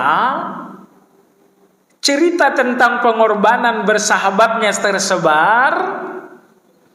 Tiba-tiba diam-diam orang sangat banyak mengumpulkan donasi. Orang-orang kemudian hasil donasi terkumpul dan diserahkan kepada dia. Wahai fulan, ini uang sudah terkumpul, toko yang hilang silahkan dibeli lagi gantinya. Akhirnya terbelilah toko sebanyak 2 unit. Ya salam, tadi terjual 1, sekarang dia sudah membeli lunas cash sebanyak 2 toko. Allah Maha mendengar, Allah Maha melihat, tidak ada kebaikan yang diabaikan oleh Allah. Begitu toko sudah lunas, di tangan ada uang 100.000 untuk modal, tiba-tiba datanglah sejumlah truk. Mungkin 4, mungkin 5 truk. Truk-truk ini mengatakan, fulan ini dari bos saya, tolong dibaca. Ternyata truk ini isinya adalah komoditas, barang-barang, silahkan diturunkan. Isi tokomu dengan barang-barang ini, kamu cuma perlu bayar 50% aja. Jadi misalnya ini handphone harganya 20 juta, setornya 10 juta aja. Akhirnya 2 toko ini pun penuh dengan barang-barang, cukup dilunasi berapa? 50%. Jadi maksud saya jemaah sekalian, ibu sekalian, orang-orang yang Anda tahu dalam keadaan susah, hilangkan kesulitan itu kalau bisa, kalau tidak bisa ringankan. Kalau ringankan pun tidak bisa, ceritakan kesulitan itu kepada orang lain. Siapa tahu ada orang lain yang bisa membantu. Itu ya. Baiklah jemaah sekalian, dari maksud saya adalah kita yakinlah dalam bertuhan. Tidak boleh lagi kita ragu-ragu dalam bertuhan itu. Ketika Anda berdoa, ketika Anda ucapkan la haula wala quwata illa billah, jangan lagi ragu. Jangan lagi ragu. Allah Subhanahu wa taala Maha kuat. Di Emirat itu ada seorang wanita divonis kanker stadium akhir. Stadium akhir itu menghitung bulan kan. Oh ini 2 bulan 3 bulan lagi bapak pulang kampung yang sesungguhnya. Ia wafat karena stadium akhir yang sudah sangat berbahaya sekali. Wanita ini pergi ke Amerika untuk check up, ternyata betul ini adalah kanker stadium akhir, sudah di titik sangat berbahaya. Akhirnya dia pulang ke Emirat, menjumpai dokter ahli kanker di Emirat. Saya dengar cerita ini langsung dari dokternya. Dokternya mengatakan, proses pengobatan kamu dimulai dari membuang kandungan. Ternyata wanita ini sedang hamil. Kami tidak bisa ngobatin kamu kalau masih hamil. Karena obat mulai dari kemoterapi, obat A, semua obat-obat ini nggak memungkinkan kalau Anda dalam keadaan hamil. Jadi Anda harus menggugurkan dulu kandungan itu. Wanita ini mengatakan tidak, ini pertama kalinya saya hamil. Saya mau anakku selamat. Dokter mengatakan nggak mungkin. Gini aja dokter obati saja kanker saya. Soal anak saya minta bantuan kepada yang maha kuat. Dokter bilang saya nggak bisa. Perempuan ini mengatakan saya nggak nuntut apa-apa, kalaupun hasilnya nggak sukses, lakukan saja, obati kanker saya. Soal bayi saya akan saya minta bantuan pada yang maha kuat. Sudah, akhirnya dokter itu nurut saja. Dibuatlah perjanjian, tidak ada tuntut menuntut. Subhanallahil azim, kurang lebih 4 bulan. Akhirnya dokter berinisiatif untuk melakukan check up total. Ini harus di check up total ini. Ada yang aneh. Begitu dilakukan check up total, benar-benar aneh. Apa benar-benar anehnya? Kankernya hilang. Bayinya sehat. Akhirnya dokter mengatakan, aduh, ukti kesini dulu. Saya nggak bertanya obat lagi ya, karena saya sebagai dokter tahu ini nggak ada obatnya. Saya mau nanya doanya apa.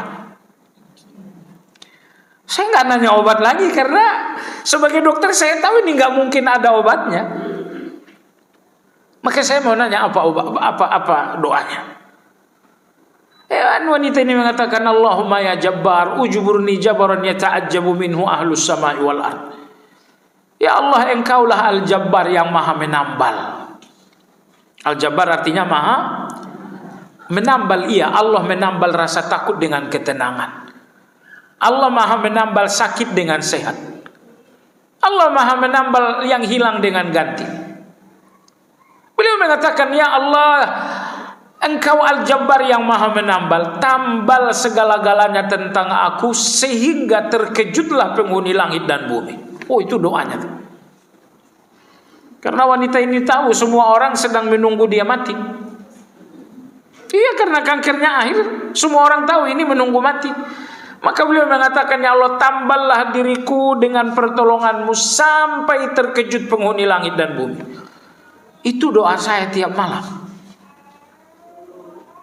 Nah, ibu-ibu yang saya hormati, kadang-kadang saya pikir gini ya, kan ada banyak doa dalam Al-Quran ya.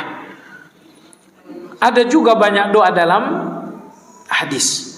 Tapi ada satu rahasia yang saya sudah amati dari banyak peristiwa. Apa rahasia itu? Kadang-kadang begitu gelisahnya kita, muncul doa yang kita nggak pikir-pikirkan sebelumnya tuh. Ini perempuan ini mungkin kalau ditanya dari mana Anda bisa doa seperti itu, dia juga mungkin nggak tahu. Cuman karena sangat gelisah sekali, tiba-tiba ada dorongan untuk bicara, berdoa seperti itu. Subhanallah, alhamdulillah, 2 hari lalu saya dengar ceramah. Ceramah itu mengatakan, biarkan gelisahmu menuturkan lisanmu tentang doa. Di antara doa yang sangat didengarkan Allah Azza wa Jalla, bahwa Anda tidak mengada-ada dengan doa itu, bahwa Anda tidak berpuisi dengan doa itu. Tapi di antara doa yang sangat dikabulkan oleh Allah, bahwa Anda berdoa sesuai dengan jiwa Anda. Biarkan dorongan gelisah itu yang membuat mulut ini bicara di depan Allah Azza wa Jalla. Bahwa ada doa Nabi Ayub, bahwa ada doa Nabi Zakaria, bahwa ada doa Nabi Musa tadi, itu semuanya bagus sekali. Tapi ada satu lagi yang sangat rahasia itu tadi. Kalau Anda sedang gelisah, Anda sedang takut, Anda sedang resah, biarkan perasaan itu membuat Anda bertutur doa di depan Allah. Perasaan itu yang berbicara. Seperti yang dilakukan wanita ini. Alhamdulillah ibu-ibu sekalian, nama Allah Al-Qawi ini adalah ketenangan.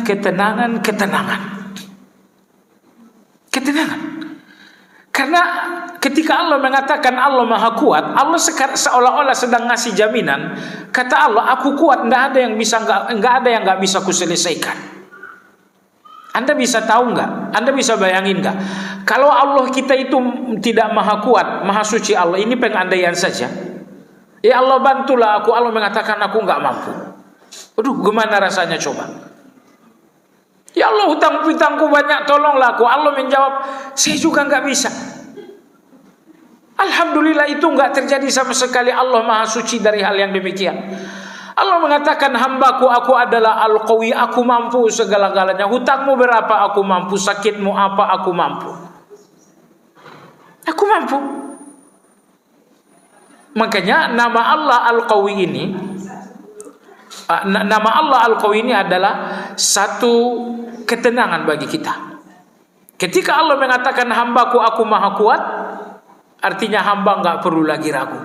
Tuhanku maha kuat berarti nggak ada kelemahanku yang nggak bisa tertutupi.